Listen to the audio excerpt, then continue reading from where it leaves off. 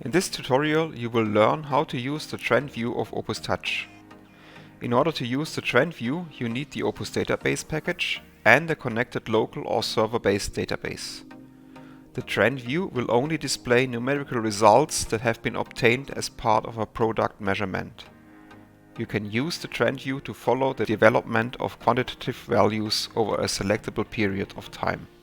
We will start the trend view now from the product measurement home screen by clicking on the trend chart icon.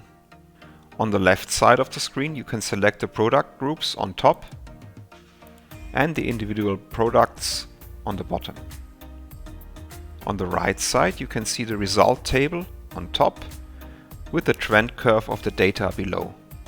Spectra that are above the warning limits are shown with a yellow sign, and results that are above the alarm limit or outliers are shown with a red warning sign.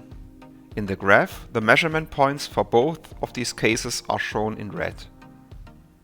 Double tap or click on any entry of the table to view the spectrum of the respective measurement. The graph icon next to the video help on top of the screen allows to switch the scaling of the x-axis from a time-based metric to a plot type where the results are plotted in an equidistant manner irrespective of the time difference.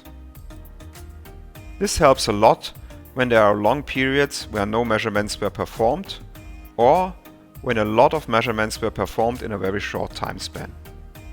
The arrow pointing upwards allows to export the table contents to a CSV file. Show Trend will show an enlarged version of the graphical trend. The icon with the lines next to the video help symbol allows to show and hide the warning and alarm limits.